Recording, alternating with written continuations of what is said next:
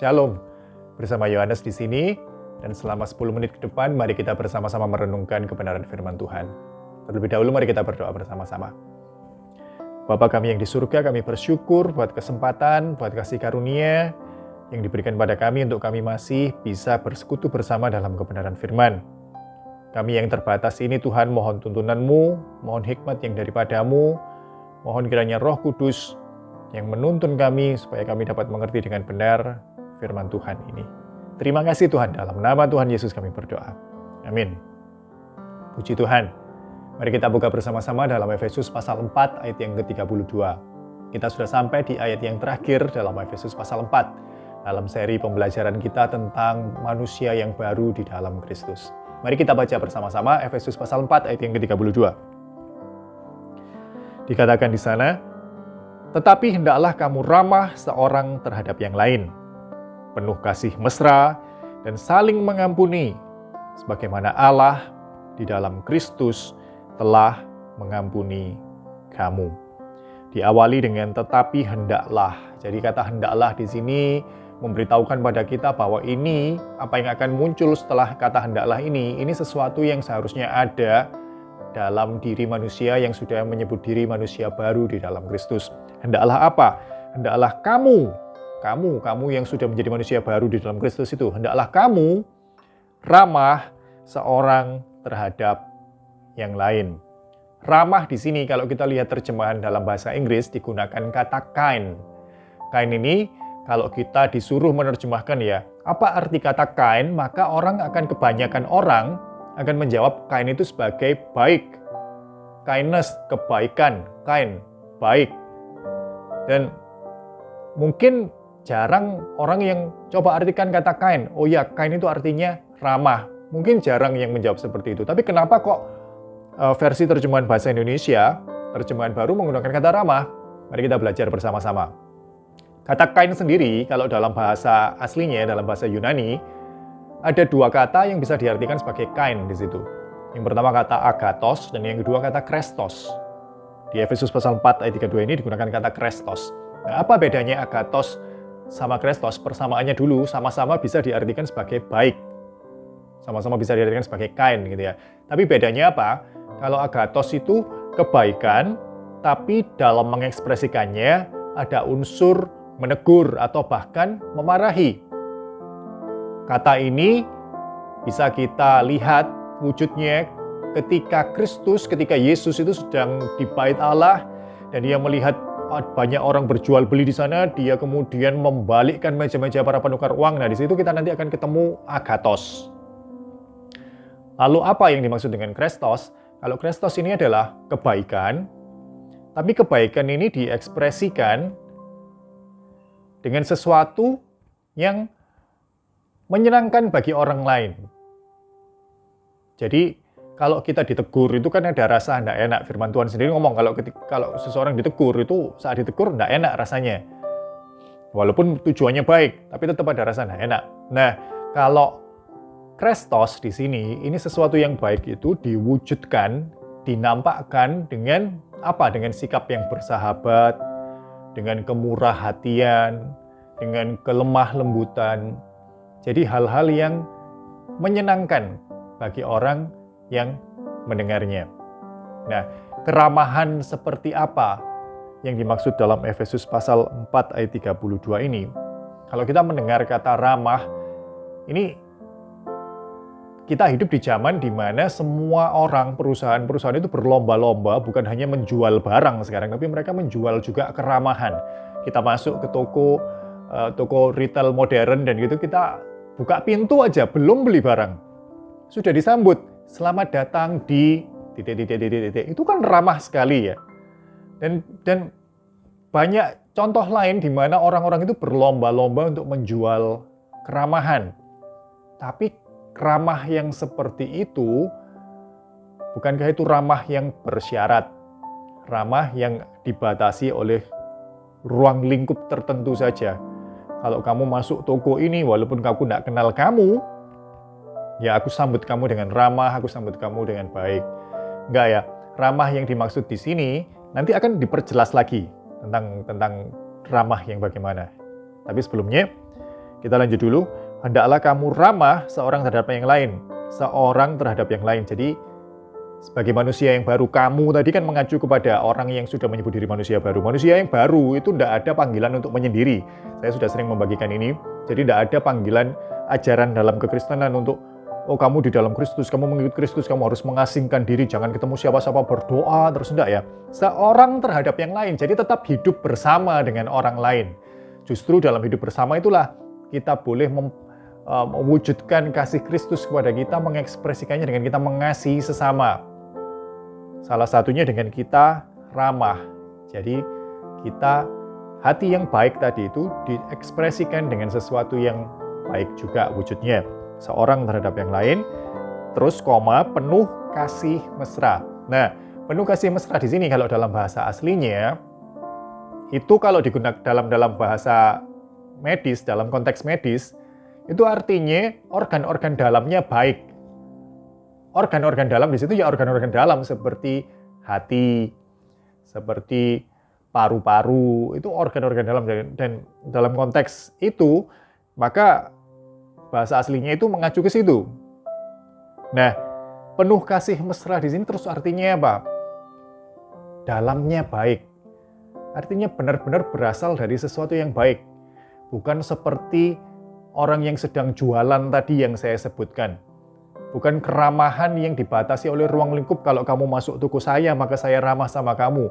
Kalau kamu nabung di bank saya dan kamu minimal nominal segini, maka saya akan memperlakukan kamu istimewa, menyambut kamu dengan ramah sekali. Enggak, tapi penuh kasih mesra di sini artinya benar-benar tindakan kita tadi itu didasari dengan kasih.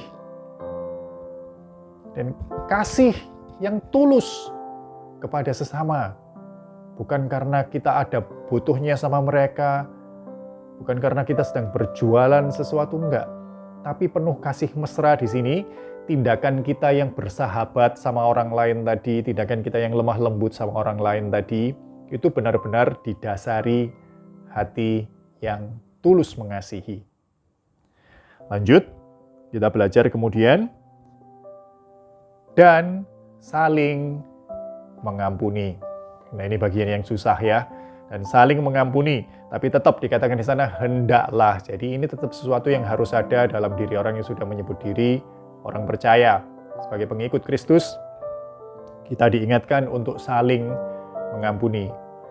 Kalau kita baca dalam Matius pasal 18, di sana ada kisah tentang Petrus yang datang kepada Yesus dan bertanya kepada Yesus, kalau ada orang yang bersalah, dalam ayat sebelumnya, Yesus menjelaskan kalau ada orang salah, kamu tegur dia, dan kemudian seterusnya. Terus kemudian perikop berikutnya dimulai dengan Petrus datang dan bertanya kepada Yesus, kalau ada orang yang bersalah sama aku, terus ya kurang lebih ya dalam bahasa saya, terus aku sudah memperlakukan seperti yang kau ajarkan di perikop di atasnya tadilah.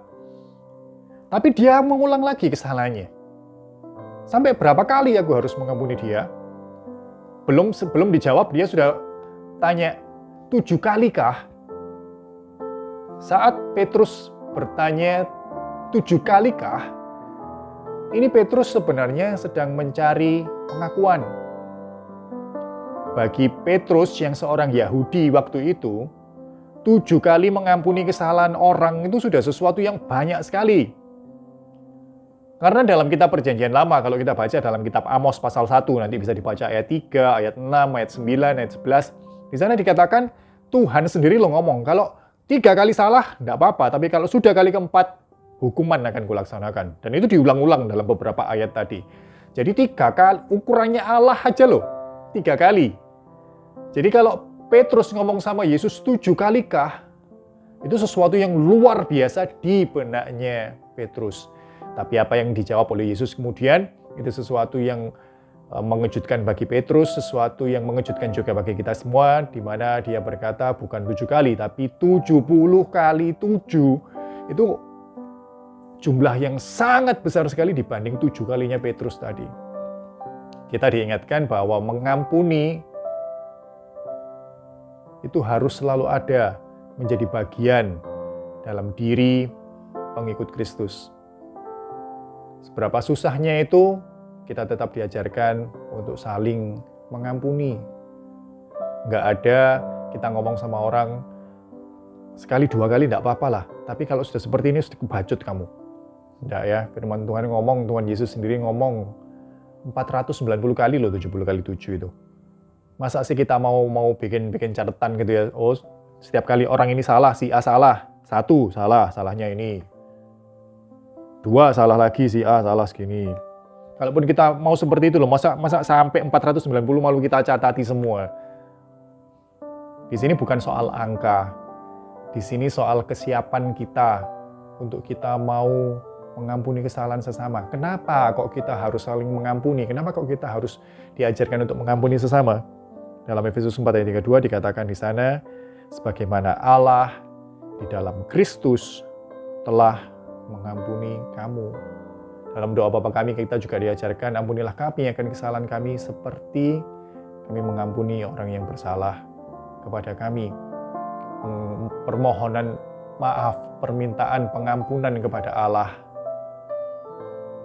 mau tidak mau harus didahului dengan kita mengampuni sesama. Ampunilah kami akan kesalahan kami seperti kami mengampuni orang yang bersalah kepada kami. Kenapa kok kita mau saling mengampuni? Karena Allah di dalam Kristus telah mengampuni kita. Karena kita ini sangat berdosa dan entah berapa kali kita sudah menyakiti hati Allah. Tapi Kristus mati bagi kita, mengambil tempat hukuman di mana seharusnya kita yang dihukum. Itu bukti pengampunan Allah. Dan kalau Allah sudah mengasihi kita sedemikian besarnya, apakah kita akan bersikap seperti orang yang ketika dia punya hutang banyak, dia diampuni, tapi kemudian ada orang berhutang kepadanya sedikit sekali dibanding jumlah yang dia hutang kepada orang lain itu, tapi dia tidak mau mengampuni orang yang berhutang itu dan dia bahkan menghukum dia. Mari sebagai manusia baru dalam Kristus, kita belajar untuk ramah seorang terhadap yang lain. Ramah, sikap yang baik, sikap yang bersahabat, yang didasari dengan kasih mesra, penuh kasih mesra. Jadi bukan sesuatu yang dibuat-buat, nggak ada tujuan lain. Kita ramah karena kita mengasihi, karena kita tulus mengasihi, ada kasih mesra di sana. Dan diingatkan juga kita untuk saling mengampuni, karena Allah di dalam Kristus telah mengampuni kita. Kata telah di sini seharusnya memberikan ketenangan pada diri kita. Kita sudah diampuni oleh darah Kristus. Betapa besarnya kasih Allah. Kita yang berdosa ini, Tuhan mau mengampuni. Kiranya ini menggerakkan kita untuk kita mampu mengampuni sesama. Mari kita berdoa. Terima kasih Tuhan, kami bersyukur. Dalam waktu yang singkat ini Tuhan mengingatkan kami sebagai manusia baru di dalam Kristus. Hendaknya ada keramahan, hendaknya keramahan itu didasari dengan kasih dari hati kami, dan tidak lupa kami untuk saling mengampuni, karena Allah sudah mengampuni kami di dalam Kristus. Terima kasih Tuhan, dalam nama Tuhan Yesus kami berdoa. Amin. Puji Tuhan, Tuhan memberkati.